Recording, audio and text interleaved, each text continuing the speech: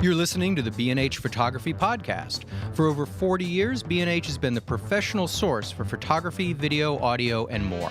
For your favorite gear, news, and reviews, visit us at bnh.com or download the B&H app to your iPhone or Android device. Now here's your host, Alan Weitz. Greetings and welcome to the B&H Photography Podcast. Before we set sail, I'd like to remind you, our listeners, to please leave a review on iTunes. We value your thoughts. Today, John Harris and I are going to be talking about medium format imaging and how it fits into the mix of camera gear these days. Joining us is our very own Levi Tenenbaum, senior sales trainer at B&H, and Jeremy Tan, who's one of our Superstore's medium format specialists. Levi and Jeremy not only talk photography, they are also accomplished photographers in their own rights, and they are both fluent in a number of camera systems, including medium format cameras and capture backs. Some of the things we're going to talk about today are what exactly is a medium format camera, what formats does it come in? Like point-and-shoot cameras and a lot of the mirrorless cameras, it's not a fixed size. The sensors, there's about 4 different sizes that I found.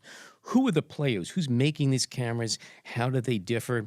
And what's the big deal with medium format? Is it just more pixels? Is it higher resolving power? As we're going to find out, it's more than that.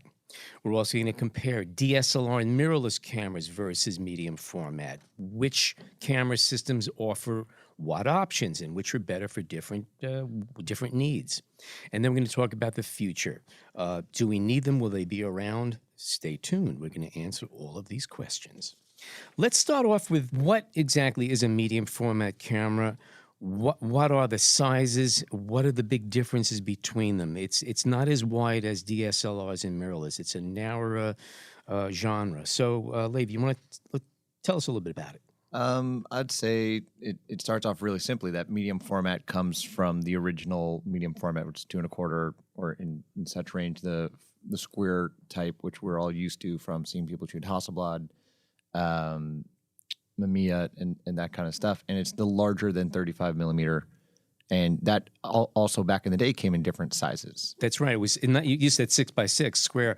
It was also 6'7", 6x9, 645. Exactly. So it was never really defined there either. There were choices depending on what your needs were. Exactly. What your gear was. And when the first digital backs came out, which format did they adhere to most closely?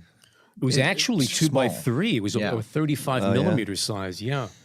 It was overkill. It was 35 millimeter. It was size. actually a 24 by 36 millimeter for a lot of the original backs.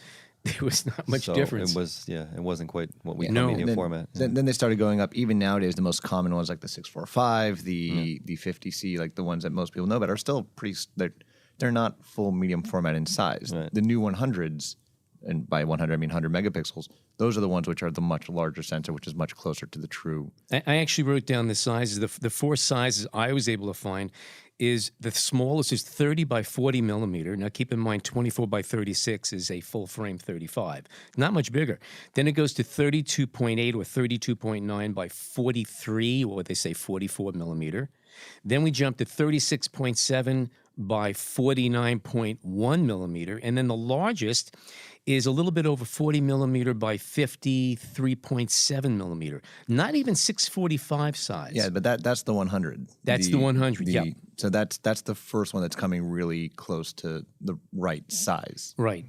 And do those numbers break down at all by manufacturer? No, by manufacturer. Like the one stick with one kind, and like for example, they're actually mixed. Yeah, it seems to be mixed. It's resolution. Yeah. Okay.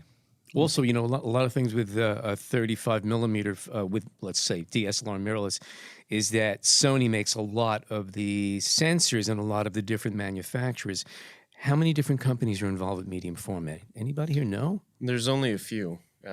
Sony has a big market share in the manufacturing industry when it comes to making sensors in general, like the X1D.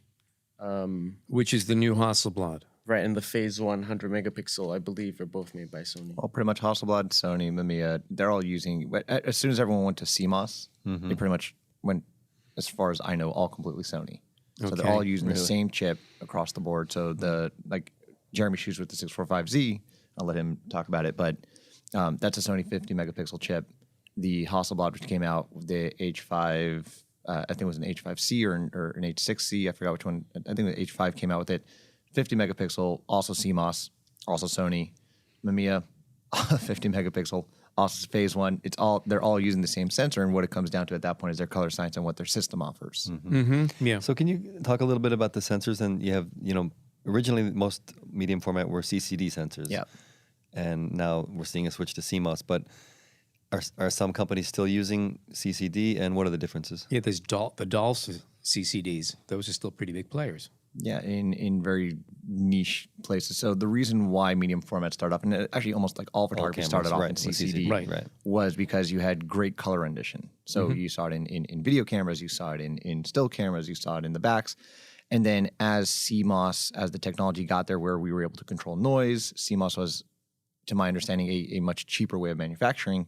Once we got noise under control and we got the color accuracy to where we wanted it, where it was good enough, almost all 35 millimeter at that point pretty much switched over to CMOS. And then I remember back then, like people were still arguing the CCD versus CMOS for 35 millimeter, but that was kind of a lost cause. That's a non-issue. I know expense-wise, CCDs require real clean rooms to manufacture. And as somebody I know used to joke around, says, CMOS, they could be built in a Knish factory. It doesn't matter. It's very different conditions. Exactly. Knish factory. So I don't know that I recommend eating your CMOS in a Knish. No, you're not going to find little potato flakes in the back of your. But you know camera. what? I always found it was funny that this is a couple of years ago anyway. The cheapest of the cheapest point and shoots had a CCD sensor, and then the most expensive of the medium format cameras had a CCD sensor, and everything else in the middle was CMOS. I always found that kind of funny. I remember remarking about that when I was in the kiosks, and we were just like, something here's not making sense. Right. It is easier to make, especially with the larger, even full frame 35, to make them using CMOS technology. It's a lot less expensive, a lot less complex. So are some medium format backs still CCD? Yeah. Yeah, pretty much ever since they went, I want to say 50 came out as full on CMOS, and you'll see the little C at the bottom that everyone's connoting that they're CMOS. But the older ones are CCD. You also find it, I think, in some of like the Sinar cameras. You're still seeing like the CCD chip because it does have great color rendition, and at that point you're not really worried about your ISO range because you're shooting at like a flat 100 or even 64. That's really for studio use. Yeah. Yeah. Yeah, I imagine there are a lot of photographers who like that, or they've grown used to that CCD and they like something about it. The color's phenomenal. Yeah. I mean, we're going to talk about that maybe a little bit later, but color off of these cameras, aside from the fact that you're shooting in 16-bit color, which is automatically going to give you better color just because that's the color space you're working in, but even just the color rendition on these they're really finely tweaked because they don't have to make as much sacrifices for other things because medium format is not seen as something which I need to take everywhere. Right. So they're able to really finely tune it in for very specific needs, which is why they still shine in those arenas. Now, you mentioned something about color rendition and a lot of the parameter things that people are looking for. When people, I think, a lot of people, they think of medium format, their immediate response is higher resolving power. Now, we have a lot of cameras out in 35 millimeter format that have ridiculous amounts of resolving power. But Levi, you mentioned 16-bit color, and that's something that you don't get from the smaller cameras. And could you anybody And by want to smaller, elaborate? you're talking about full frame 35. Full frame 35, Yeah, which in this case is small format. Right. One of you guys, tell us a little bit about 16-bit and why that makes a difference. Well, the more colors you have in 16-bit, the smoother the transitions are between colors. So you're going to see more color accuracy and more colors within your shades and your tints and your hues. They're just going to look The more transitions lifelike. are smoother. Now, also, a full frame 35, the best you get out of that is it's 14-bit. 14-bit. Now, it sounds a little bit, but 14, 16 is really huge. There's a huge difference. You're talking about several 100,000. No, you're talking about trillions of extra colors. Yeah. I stand corrected. I mean, between 12 and 14. It's a huge up. I wrote down a bunch of numbers, but I have some conflicting ones. But the idea is that you're doing 2 to the 8th for 8-bit, which is what we're all used to, 256 levels or shades. Like, so if you're on Photoshop and you see 0 to 255 in your levels, like that's what we're all used to. When you start going to 14 and 16, you're starting to look at, I think 16-bit, I have it at 65,536 shades per pixel per color. Right. It's an exponential increase. So it's a ginormous jump. And then just to bring this all into reality, though, 24-bit is considered true color. which is where every color is exactly, you're capturing full color information on every pixel. And by the way, this is far beyond what our eyes can actually see, but it's there. We see something in the range of 10 million colors. Something like that, right? Mm-hmm. And then there's tremendous arguments for, so why would you even shoot in 14-bit, or why would you shoot in 16-bit? I can't even see it. My monitor can't display it. My printer can't do it. Like there's, and I can make very good arguments for why to do it, even if it's way beyond what your phone can show you on Instagram. What would that argument be?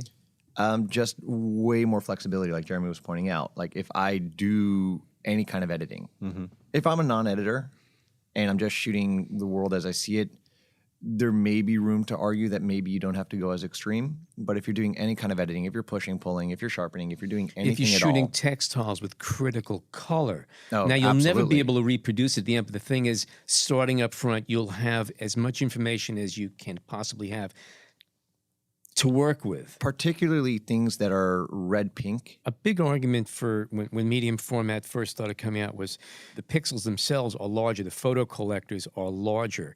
That means that you have more of a dynamic range, which means that you could see further into the shadows, further into the highlights, and more of everything in between. Now, it used to be about 11 or 12 stops for medium format. Where are we today as far as comparing the best 35 millimeter to the best medium format? Well, some of the more expensive medium format cameras shoot up to about 15 stops of dynamic range, whereas if you have something like a Nikon 810 or Sony A7R II, you get about 13.9, 14.2. Which is where at medium best. format was 15 years ago. So now you we're get getting an up to additional 35. you get an additional stop of dynamic range, which doesn't seem like a lot, but it really helps when you're pushing and pulling shadows, highlight and shadow recovery. Wedding shooters could now hold delicate lace in sunlight. Yeah. You know, that's a practical application of why you'd need it. If you're a wedding photographer and you're facing this stuff a lot.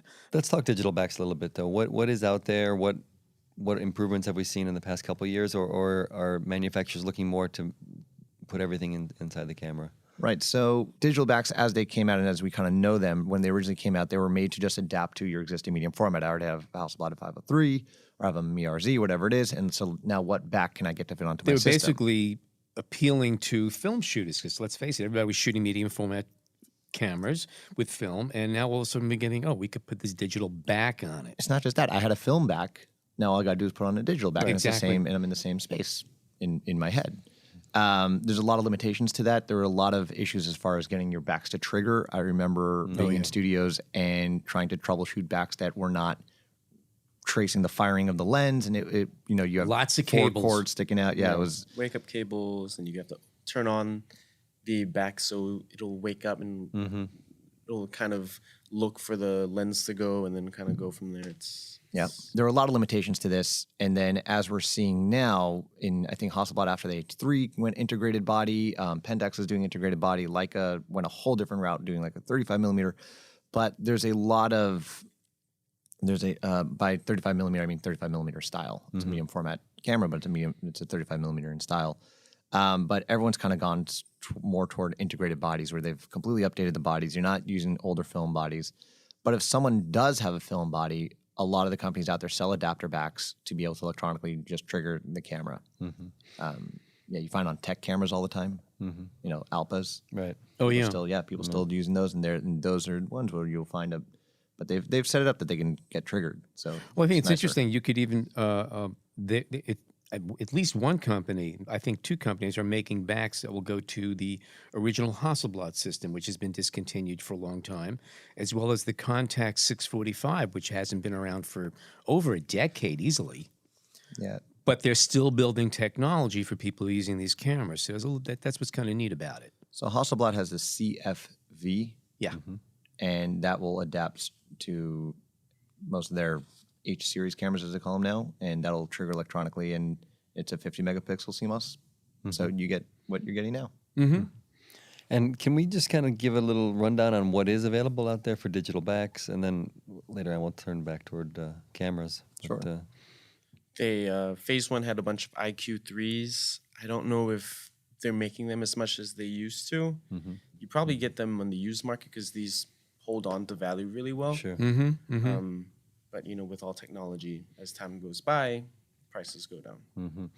Okay, so you have the Phase, you have Hasselblad, Mamiya made Mamiya, some. right? Yeah. Okay. Yeah, so Phase updated to the XF.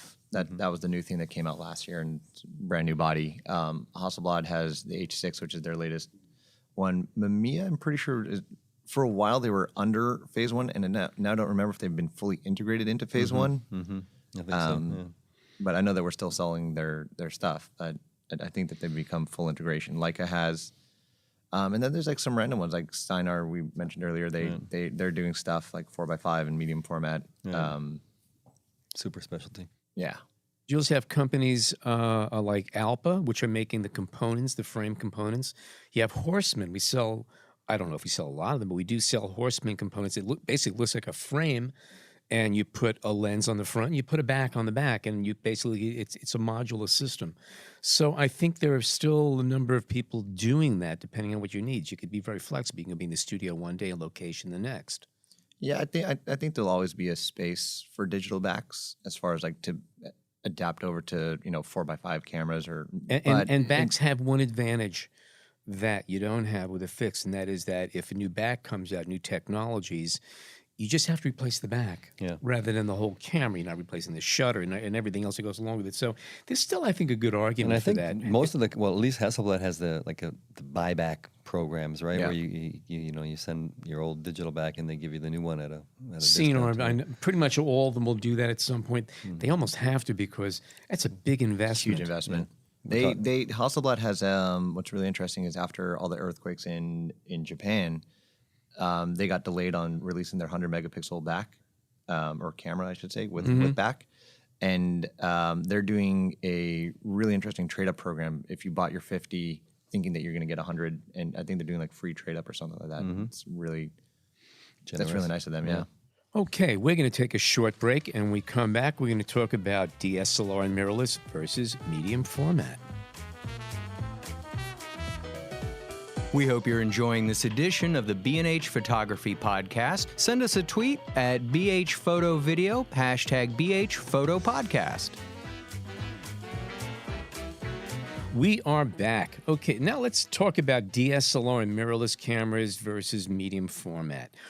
Why would somebody want to go to medium format? What's the advantage of it? Well, typically medium format cameras do have higher resolutions, 150 megapixel backs, 80, 50, 60, 70, even 200 with multi-shot.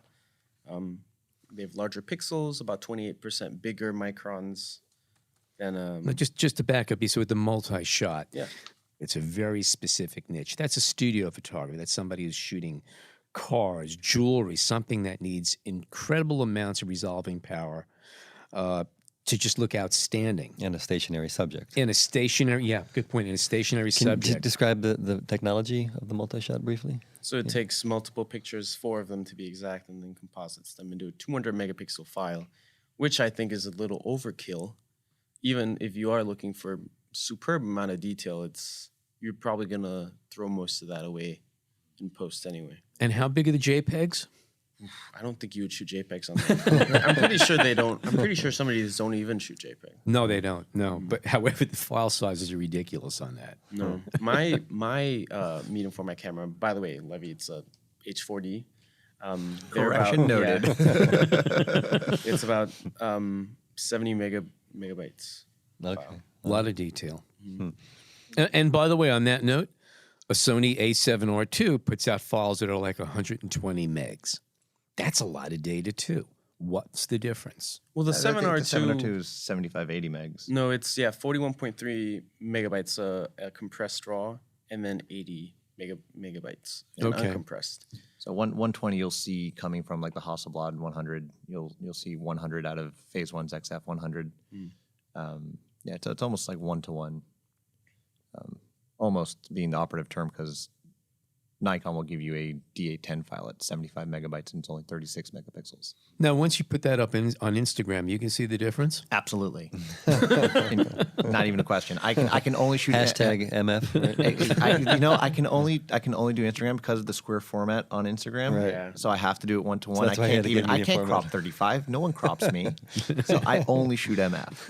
No, that's something to really consider because a vast majority of the pictures that people are looking at, and that could be for sales purposes and everything, are looked at on a computer monitor. And if you think about it, you don't need medium format to kill all that stuff. It's really for very specific print output.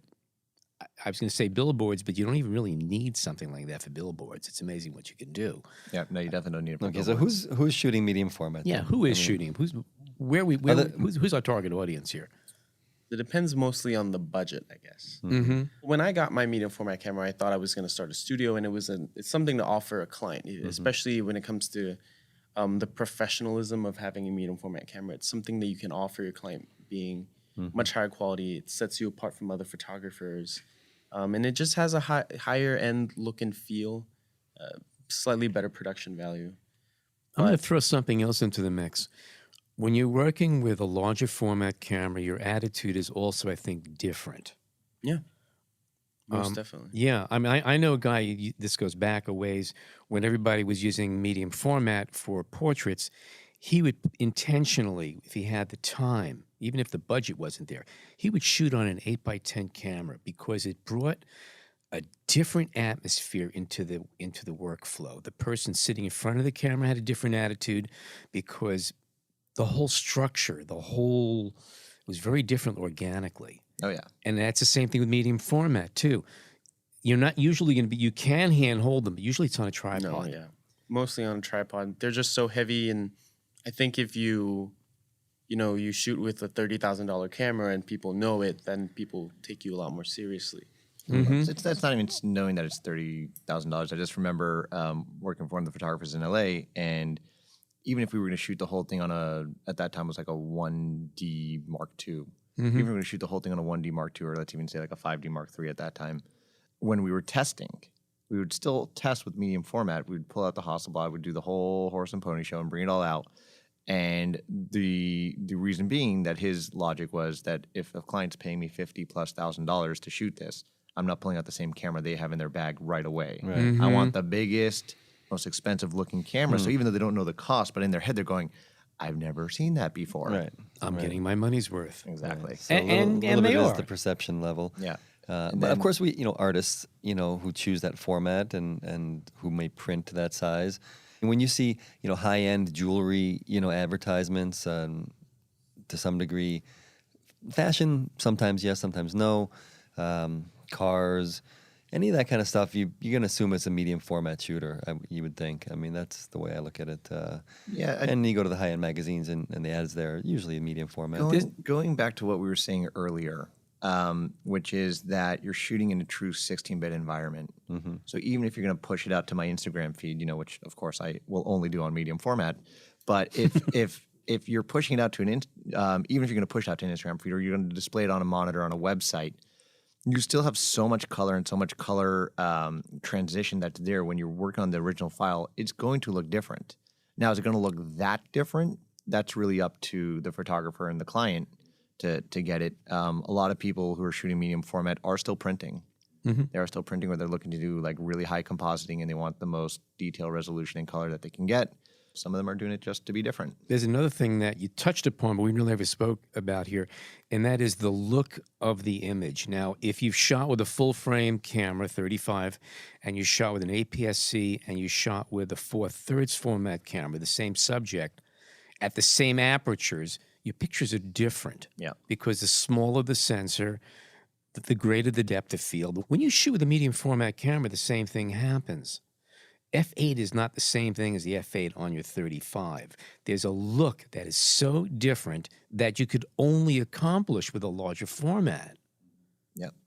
So that's another reason why if somebody's hiring you to do a job and you have a certain look that you're going for. Yeah, if you want to shoot a portrait at f2 in medium format, it's going to look beautiful. Alan, your comment about maybe the intangibles to some degree, and the look and the tone. I mean, we interviewed Gregory Heisler, who's a noted portrait photographer who works with Canon full frame, and he works with his medium format, and he goes subject to subject. It really depends on what strikes him in terms of how he's approaching his subject, his person that he's dealing with. And he uses an old back, something that he bought 10, 15 years ago. Aptus 22 or 28, exactly, something like that. Exactly. So it's not even about resolution. It's just about a tone that he's sensing and feeling. And I guess that's the artistic license that you have. Let's talk a little bit about the disadvantages. I mean, and you mentioned a couple in terms of the speed and the light sensitivity and frame rate, all these things. Anybody? Yeah, I mean, just going on the frame rate, the fastest medium format can only shoot 2.3 frames per second. So it's not good for sports. Even for fashion, if you have a, fast-moving subject or if your model is jumping around, you might find it a little bit tricky. There's always the mirror lock-up to shoot a little faster, but then even then, your focus has to be spot on. Yeah, but then to counter you, an advantage you have in medium format with many of these cameras is that they have much faster sync speeds with flash. Oh, yeah. Okay, so what the fastest you can do with a 35 is what, about 1/250th? Yeah, until you go to Whereas high you can speed. go up to an 800th or a 1600th, depending on the camera. That's a big deal, especially if you're shooting someone moving in fashion and you want to stop everything. You want to, the hair's flying back and you want to freeze you can do it with medium format. And that's because their shutter is not a focal plane shutter. They're using leaf shutters. Exactly. In the The lens. lens. Let's talk lenses a little bit then, because that's a whole other aspect. And as Jeremy was saying earlier, it's a price differential also. I mean, if you're going to invest in a system, you got to buy the lenses. And often that means buying a new shutter with each lens because the lens has a shutter in it in most cases. Can you guys explain that a little bit then, the difference between the leaf shutter and a focal plane shutter? So a leaf shutter operates on the principle that there is the blades on the aperture open and close every time you take a photograph, whereas a focal plane shutter has a kind of a curtain that opens and closes on the focal plane of the sensor as you're photographing. So you're going to find that most of the medium formats do have leaf shutters on their lenses. The sensor is exposed most of the time, behind the mirror, but Essentially, when the leaf shutter opens up, it exposes the entire shutter at the same time. The entire sensor at the same time. That's right. Because it's opening. Whereas, as Jeremy was saying, that a regular focal plane shutter is more like a curtain, so it kind of slides across, and it's not open the entire time. It's going to actually be a slit moving across your sensor. So when you're shooting flash at 1/250th of a second, if the flash sync speed is too fast or too slow, you'll see a black line or kind of a... It's like almost missing, exact, because it's just that part of the frame that was shuttered over. And with the leaf system, is there what kind of shutter speed range is there? Is it's as fast and as So you can't get as fast. You can't get as so fast, they do top out at I think 1/4000 or whatever, but you can sync up to 1/2000th of a second. So the trade off is okay, I'll shoot a little slower. I'm sorry. Right. And can we talk a little bit about the focal length? In medium format, if you're looking for a 50 millimeter and 35 equivalent, It's 75 to 80 roughly. about 80 millimeters. Okay, so about an 80 millimeter medium format lens Yeah, is 50. about a 50. Yeah, so 40 is going to be your wide angle, Right. and then up to 120 for your portrait. Yeah, 35 millimeters is extreme wide angle. It's like a 21 millimeter, depending on the size of the sensor. So Alan, right in our shooting range. That's right. So what are your limits then in terms of focal length when it comes to medium format? You kind of Just more, you're not going to find any real telephoto lenses Right. as far as long telephoto, just because due to the size of the sensor, you need a much larger image Gigantic, circle. I mean, right. you're talking massive lenses. right. And to get a nice wide angle, what's the focal length for medium format? About 35, I think, is as wide as they go right now, right? Which is like a 20, 21 About millimeter. 20. Okay. Yeah, I think Hasselblad's saying that they're going to be putting out a 30 millimeter for the X1D, or I don't know if it's on their roadmap or something, or I may have just overheard that. I know that they're starting off with a 40 and a 70, which is going to kind of be your wide and your standard. That's Okay, like and a that's for the 24 new- millimeter or something around that. Yeah. That's for the Yeah. new That's for the new Hasselblad X1D. mirrorless, which we're going to talk about in a minute. Yeah. The big limitations with medium format, at least as far as lenses go, is number one, which lenses work on your cameras, because there are a lot of old existing glass which may not work on your cameras without an adapter or something. Like we were talking about before, some of them have to cock, and whether or not they can trigger the camera. The other thing is you just don't have the plethora of lenses that we find in the 35 millimeter range. Like I'm sure it's a manufacturing / popularity thing, but there's so many people manufacturing in 35 millimeter, and there's so many different lenses, and there's so many different applications and tools, and everything from budget lens to high-end lens. You know, we just have a tremendous range, and maybe in some ways might be too much because, you know, people are always confused. Oh, do I get this one or that one? There's 5 different versions of the same lens for the same camera. Whereas in medium format, you're a lot more select, but they come with a higher quality because they need it for medium format, which is actually something I just want to point out. If you make a mistake in 35 millimeter, it's kind of forgiving. So you're not shooting at exactly the right shutter speed for your lens focal length.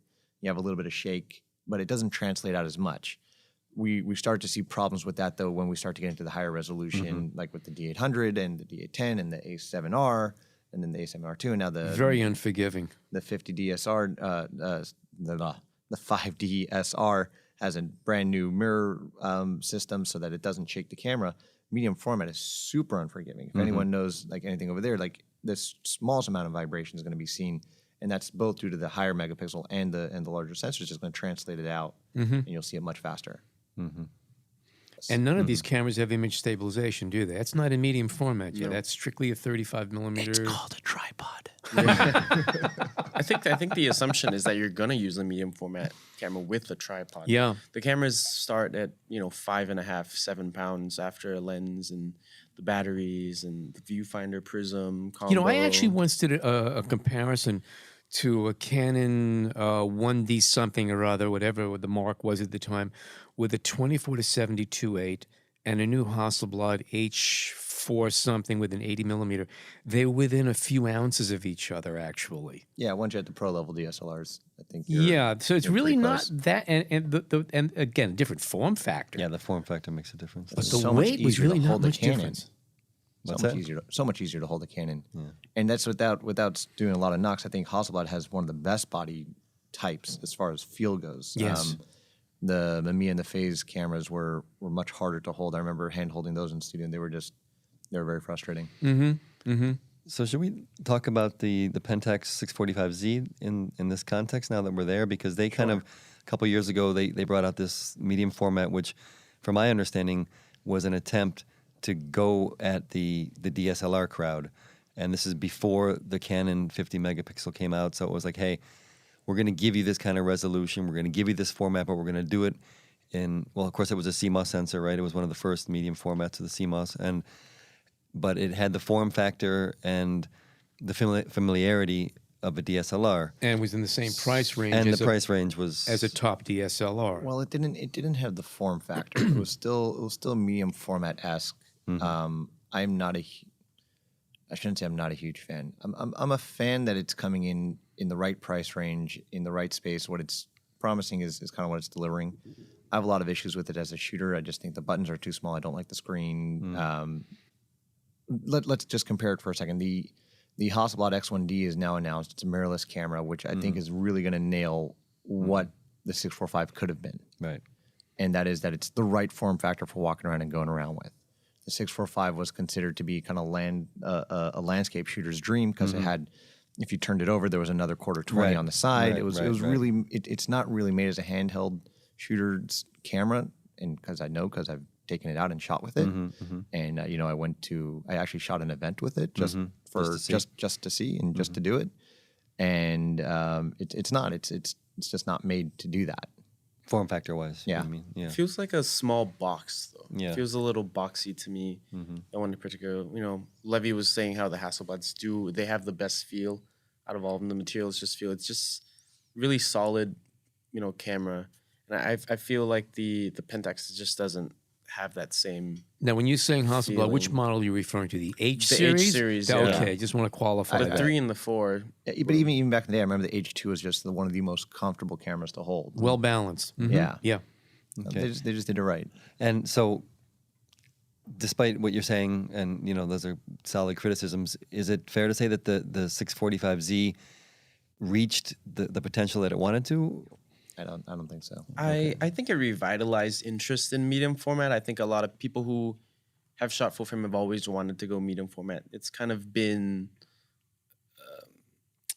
a career move, going from full frame to medium format. And I think a lot of people were considering or have always considered the idea of shooting medium format.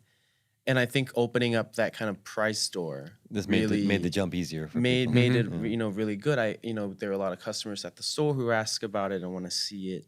And I think for them it was, a dream that finally became attainable. Whether the camera itself is good is a different story. But I think it really kind of told the other companies that are in the running that there still is interest and that they have to be more innovative. Of course, a year later, the Canon high resolution 50 came out, right? But I agree with Jeremy in that it definitely revitalized interest, and it's definitely a talking piece. I don't think, and I'm sure Pentax is probably also really happy with its sales, at least as of a couple of years ago or last year, whatever it is.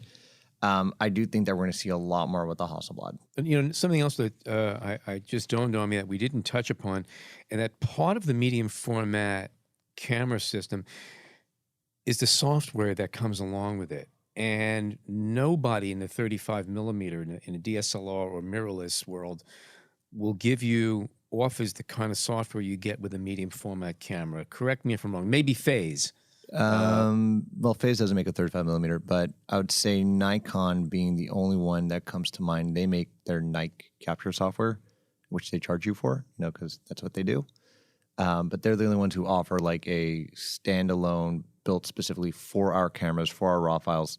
No one offers the depth, though, that I think you'll find with focus software. Yes, or that's Capture what I'm One, getting at. Yeah, I mean, it's extremely sophisticated. You really actually is. have to use their software to maximize the capability, because if you put your 16-bit files in Photoshop, you only get 15 out of them and most. So you want to stick to focus. And well, Focus also, what's unique about Focus, which is Hasselblad software, which is a free download when you buy one of their systems.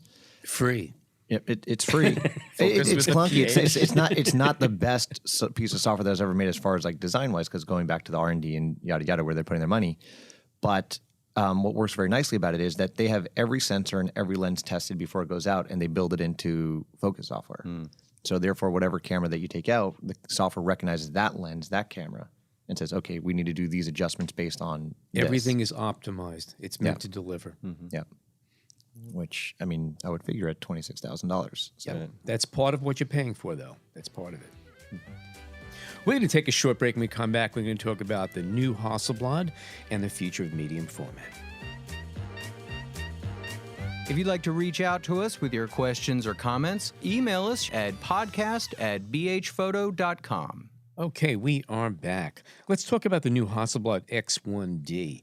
I know that for a long time, people who played around medium format would be saying, I wish they came out with something like a Mamiya 7, which, for those of you not familiar, was sort of a rangefinder medium format film camera that was beautifully light. The lenses were sharp as all heck. You can carry the whole system in a shoulder bag, and it was wonderful for all kinds of photography. Why couldn't they build a digital camera like that? Hasselblad just did. Boom. As soon as I saw that camera, the first thing that came to my mind was Mamiya 7. Everybody's dreams have been answered, and it's affordable, too. Let's talk a little bit about that camera. What's so good about it? I think affordable is relative, right? Because that camera is still $9,000 for the body only and $2,500 for the first lens you get. So that's still an $11,000 purchase. Yeah, but however, you could spend a lot more money for that same kind of technology.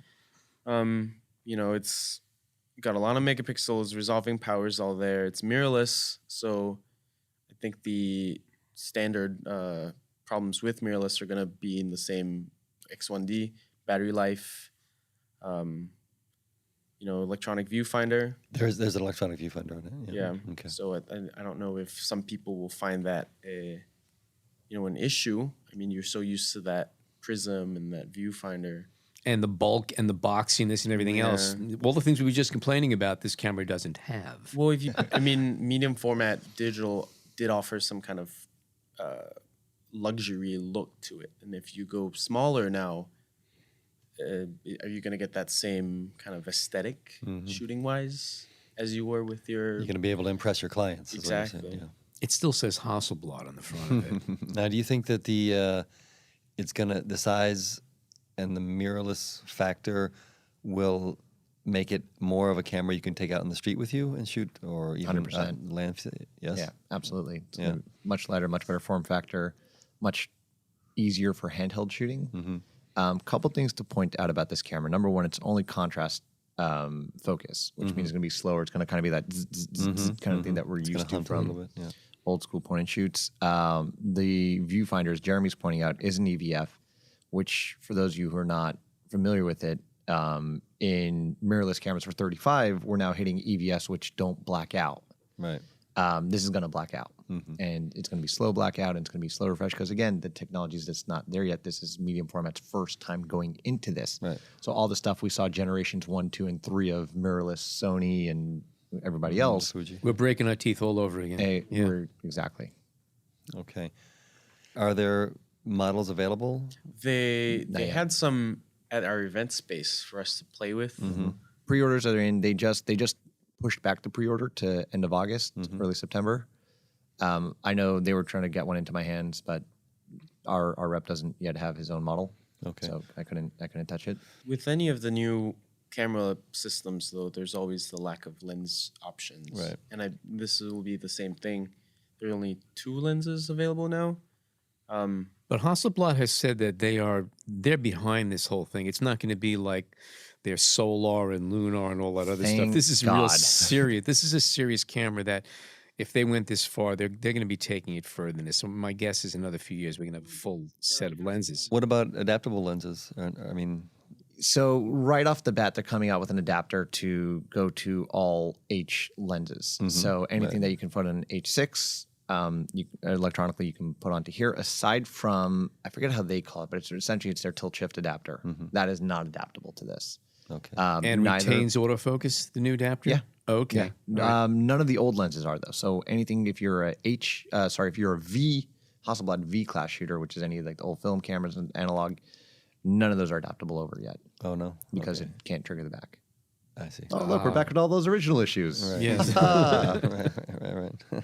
So do you think that the potential customer for this camera will be the mirrorless shooter that wants to take it up to the next level, or is it going to be a Hasselblad shooter who has their lenses and wants to shrink down or just embrace the future? Who's the... I think it's a bit of everyone. I was just going to say, personally, that would be my guess. It's a bit of everyone. You have your H6 shooter who wants something for location shooting, you know, so backup camera. Maybe Landscape shooters would be, if you have to go hiking, you want to do quote unquote large format. That's your camera. That's Yeah. hiking with it? Well, okay. Maybe someone with a Leica-esque budget, though. Yeah. Yeah, I feel like they people who definitely need have to have a higher luxury budget. cameras, just that little bit more quality. I can see the portrait shooter who really wants to differentiate themselves, and they want to be able to show you something, but they still want a comfortable camera. And we keep saying affordable is within reason, but this is extremely affordable for medium format. Right. I could see artists using this. I could see this being used as like a straight up studio camera, as long as you didn't need like tilt shift capability or any of the specific capabilities that an H6 system would give you, and it's less than half the price. So it sounds to me like somebody, well, of course, getting over like say the first generation hiccups, it sounds to me maybe it's a camera that for someone who wants to go into medium format, they want that quality, but maybe they're not sure where they're going with it. And they want to be able to shoot in the studio, and then they want to be able to take it on the street to do their thing. And maybe it's too early for the traditional experienced Hasselblad shooter to jump on it. If you've been shooting for a while, I think you have to have come to the realization there's no perfect camera out there yet. The camera that you want to take out in the street is not necessarily the best for the studio, and vice versa. And I think that the new Hasselblad is going to find that same niche. It's going to be a camera that has some very unique qualities as far as image quality, as far as resolving power, as far as the fact that it's light and easy to carry around, and it's probably going to find its own little niche. And I think it'll tap into both the people who now can justify the cost of a top-of-the-line Nikon or Canon system, as well as medium format users who want to have something smaller and lighter, a little bit more agile. It's another little bridge system, for lack of better words. Yeah, I think for people who want the best, if they want to make that jump above the Canon 5DSR or the D810, your next jump is to go here. So what? And And you're now going to it's within- sacrifice optical range. You're not going to have the choice of lenses, and you're going to but your images are going to look different than they would from your Canon or Nikon. And what is the resolution and the color bit on this? 16, It's it like should- 16 it should be bits, 50 megapixel. Yeah, so And the ISO range? 25,000. It's ISO 100 to 25,000. I'm 90. But it's sure. very, very clean at 6400. Yeah. They're almost This is a big advantage then. they're almost noise free. Noise-free at at that. 6400. Okay. One thing I really want to point out, because I think this is super interesting, it's Nikon TTL for the flash system. Okay. And that is a brilliant choice by Hasselblad, Nikon, or both to do, because No one touches Nikon for TTL flash. exactly. And although it's not radio just yet, because they don't have the 10 pin for the radio to the SP5000, it is going to be full Nikon TTL, which is, I think that is going to open up some really interesting options. Okay. So we did an episode a few weeks ago, which was the best gear at mid-year, and I think it was a couple days after we recorded that this was announced. And I don't know, was it you, Levi, who said we missed the best announcement of the half year? Would you still say that's the case? I mean, is this the most impressive camera, at least on paper, to have come out this I think year? this is the most interesting thing that's come out this year. Okay. Yeah, I would agree. Yeah, I mean, I'm still waiting for Fuji to put out their version of like a rangefinder. Well, that's another thing, too. All the rumors say that Fuji's going to come out with their version. I think because Hasselblad and Fuji do a lot of work side by side. They have for years. Yeah, so The H system is a Fuji design product. Okay, so that leads us. Let's talk the future. I mean, not just maybe let's make some guesses as to what's next in the medium format from the other manufacturers, but also maybe where we're going to see medium format going in the next 2-3 years. Well, let's put it this way: the Canon cameras and the Nikon, say the A10 stuff like that, and the the top of the line, Sony, Nikon, and Canon have been really one of the reasons why medium format has not grown as much, because a lot of the reasons people would go to medium format, which is primarily for resolving power, it's kind of hard to argue with some of the cameras out today in the 35 millimeter format. I guess the options are for medium format is to become higher in their resolution or to shrink down their bodies and become more convenient. Is that there's only two options, really? Or both. Or both, yeah. I think with the X1D, we're going to see a resurgence in medium format. I think it's definitely a much better price point. You know, in this day and age, spending a ton of money on equipment when you can just rent from rental houses is going to be a big thing. It really, a much lower cost to the photographer is going to help them buy more lenses in the future, expand their equipment, and I think the X1D really is starting to open doors for the rest of the medium format market. Yeah, I mean, what it comes down to is, what are really the markets here? So if I were to break it down, I'd take consumer point and shoot is phones. Our consumer point and shoot market has gone all high end. If you see the cameras that are really coming out over there, they're RX100 or in that arena. Then you have the people who want to go to interchangeable cameras. So at that point, it's either mirrorless or DSLR. Then DSLR for sports. And then what's your next jump from there? Most people don't need to make the next jump. But the next jump would be affordable medium format. But at that point, you've already weeded out. You're at the top of the 98% of the people. Yeah. And so we mentioned Fuji, and we didn't talk a lot about Mamiya. Any thoughts on what they're up to? But I think that they got enveloped into phase one completely at this point. So we're not really seeing a ton out of them. For a long time, they had some of the best color on the market from Credo. Credo was the color, and out of Israel, and they just gorgeous color. But they got bought out by Phase One, which is why Phase One's original bodies were the same as the Mamiya. Right. And yeah, they have a Credo 80. Right. It's nice. They have a Credo 50, which is the 50C, which is the same. Again, same sensor. Yeah. Everyone's using the same sensor because the people who seem to have the money and the time to do the R&D and the research is Sony, because they are 20-something% of the sensor market worldwide. Right. So they have extra money to put into really cool sensors. MMA already has an extensive optical system for these cameras.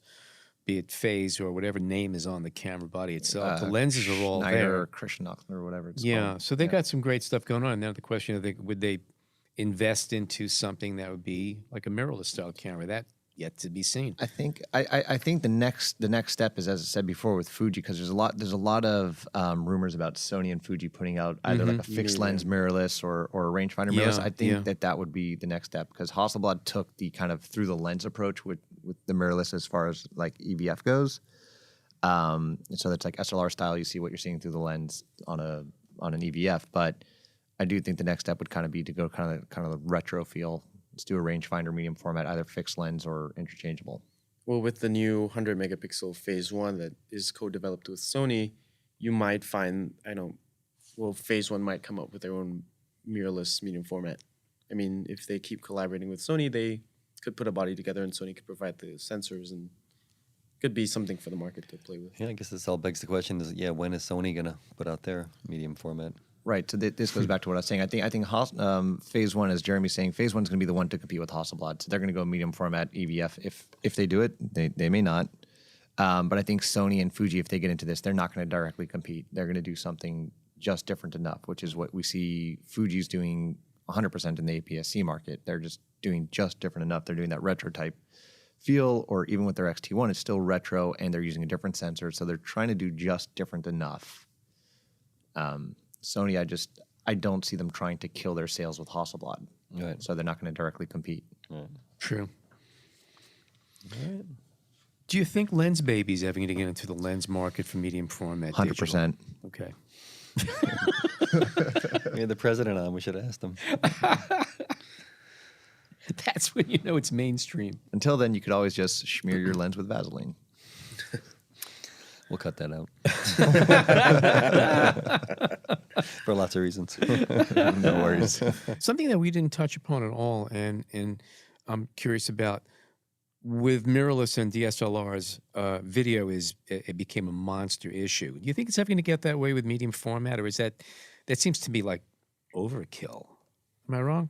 I think people don't even want to try. I think they know that medium format digital is for photography.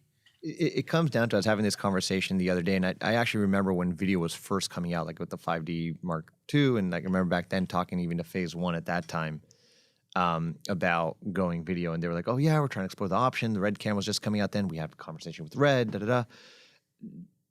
2 days ago, Friday, I had a conversation with Phase 1 at the time, and I was like, so where is video going with this? Because we see everything's coming 1920, 1080. You guys are not really putting a lot of serious thought into this. And they pretty much said, when you're paying $30,000 for a camera, people expect the video quality to be $30,000 video quality. And when you're at that point, you're competing with Red, you're competing with Arri, you're competing with all these high-end video cameras. We just can't deliver that. And we're not even going to try. It's not the right tool for the job. What I will say, though, exactly, it's not the right tool for the job. That's also something very, just in general, always know what the right tool for the job is.